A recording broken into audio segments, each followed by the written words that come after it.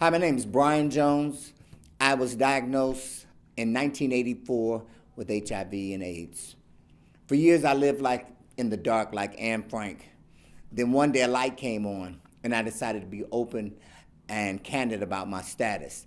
Today, I'm an HIV/AIDS advocate and activist, speaking and performing nationally around the country.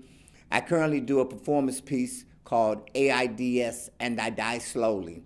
Through short narratives, characters, and songs, I tell my 29-year journey of AIDSdom, using it as a tool to educate and inform others about HIV and AIDS.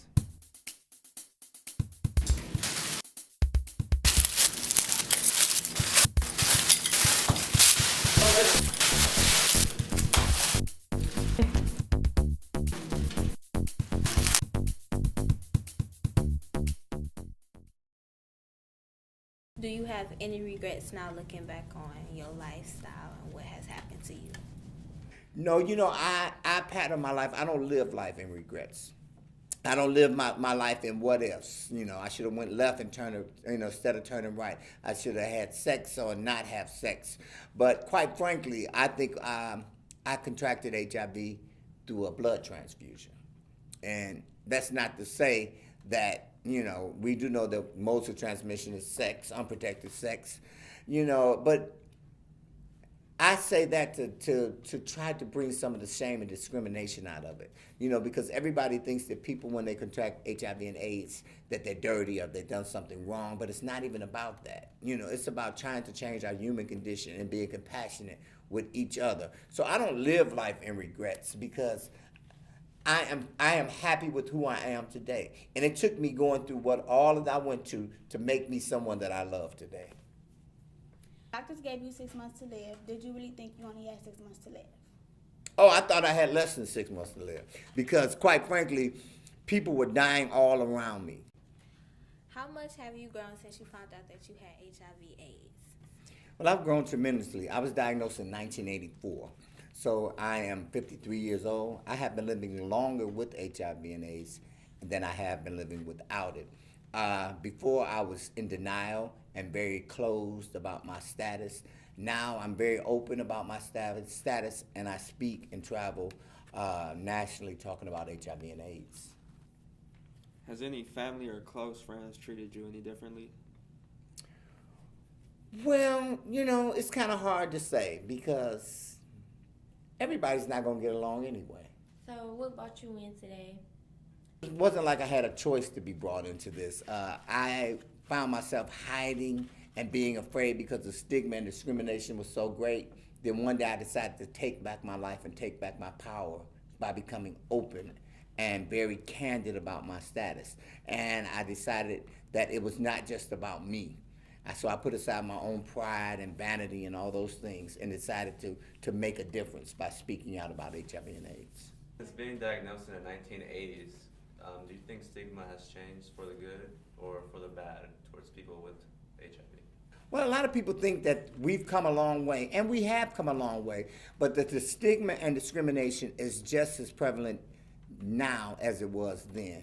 And in many ways, it's maybe worse because people are thinking, they're in the mindset that we have new medication and people are doing better and it's like a chronic illness, it's a manageable illness. True enough, it is manageable. We do have better medication, but the numbers are still growing and people are still becoming infected at alarming rates. So in a lot of ways, we are taking steps backwards because people are refusing to get tested and are refusing to use condom, practice safe sex, and have open and candid discussions about HIV and AIDS with their family, friends, and loved ones. Has your outlook on life changed, and if so, how?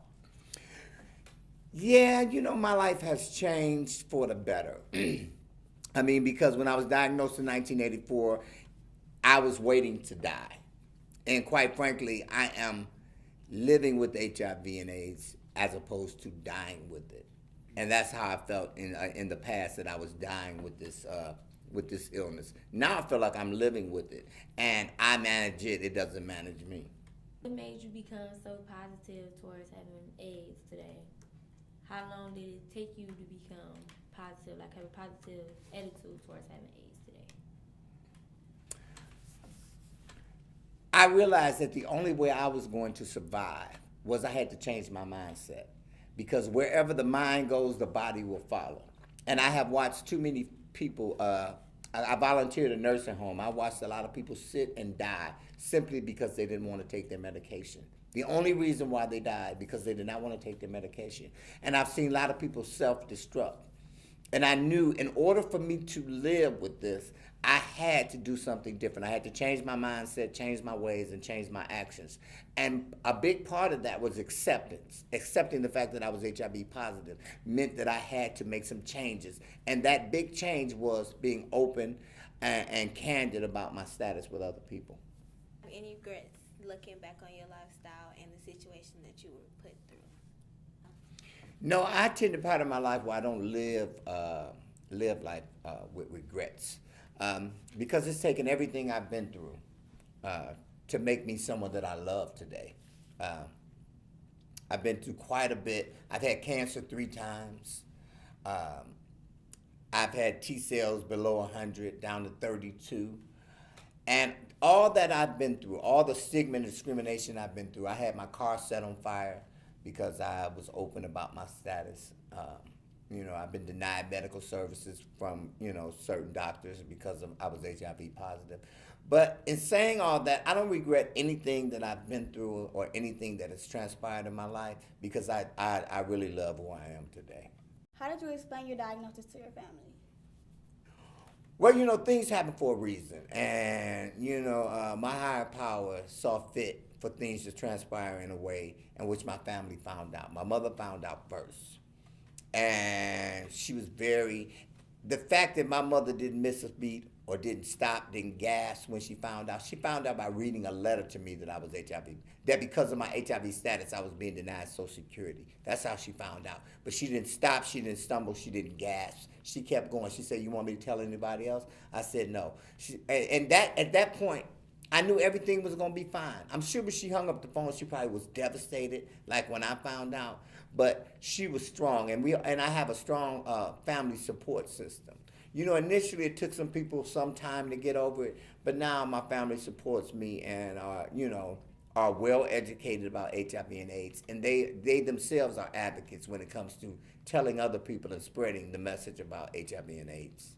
Do you consider being positive with HIV a blessing in disguise? It's not even in disguise. It's a blessing out in the open, because things happen for a reason. I'm not happy that I have it, but I am proud to stand before you and say I'm HIV positive. I'm part of the most wonderful, loving, and giving community of people. And like I said, it's not even in disguise. It has truly given my life more purpose and direction than I could have ever asked for. Well, you are a true inspiration. Well, thank you. really are.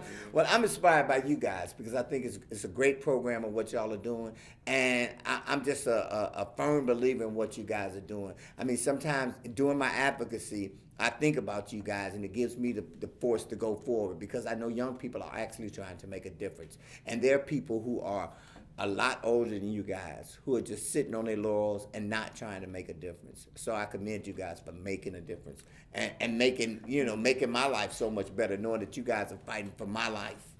Thank you. Thank you. Appreciate your time. In this day and age about knowing their status and being protected.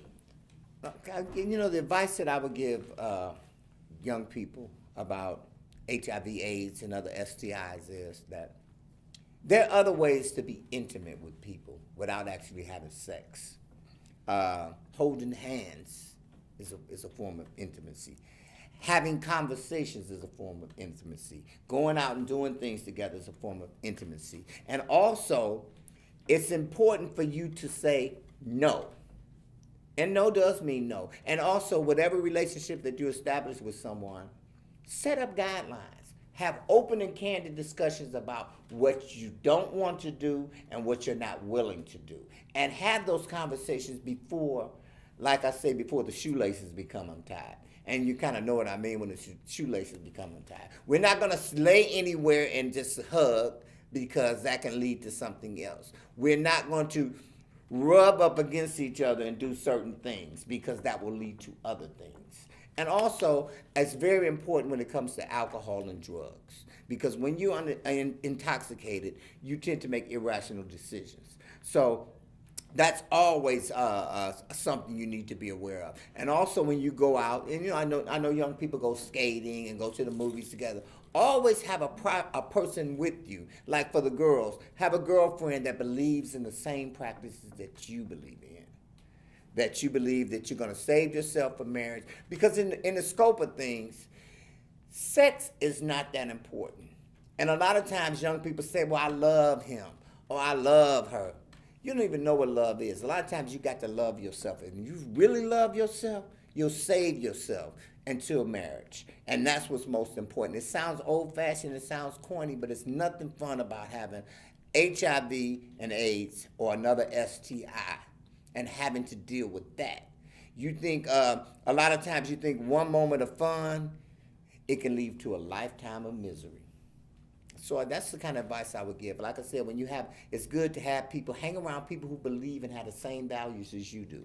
Because a lot of times when you're with your girlfriend and she's a little more looser than you, or when you with your cat and y'all do the dare thing where I dare you to see if you can get her pants off, that kind of thing, it's not even about that. You want someone who believes just like you do. Ooh, you were speaking the truth. Oh, wow. Just feel empowered now. That's just touched right here. Oh, okay, that's what. Right there. I don't want to get too graphic about it, but if I was talking to y'all, I'd just lay it on down the way it's supposed to be laid down. Shoot, But lay it on down. you know, no problem with but it. that's the thing, you got to speak the real language. Like y'all girls. Oh, he got pretty hair. I want him to have my baby. Or she got a big butt. She look good to me, so I got to hit that. You're gonna come back with more than what you bargained for. And a lot of people don't know their status. And a lot of people think, oh, I'm a kid. They want to be a kid on one level, but do adult things. You know what I mean? Oh, I'm a young. Oh, that's not me. That's for the older people. They get those kind of things. But you're doing adult things. Having sex is not something that kids do or teenagers do. Now, you can explore your sexuality, and there are other ways to explore your sexuality than actually having sex. By having feelings for somebody, having a conversation with somebody, going to the movies with somebody, holding hands with somebody and walking down the street, carrying somebody's books, sitting up watching a movie together, eating together, going out and eating together, laughing, going to the zoo. There's so many things you can do, and you have to learn to set up boundaries for yourself, what you will do and what you won't do, and stick by that. If that means me going home instead of going to the party with my friends, then so be it. I'm going home. If I gotta leave my good friends behind, y'all can call me with chicken, whatever you want to call me. I'll be the chicken today. At least I won't be fried chicken. I'll be baked chicken.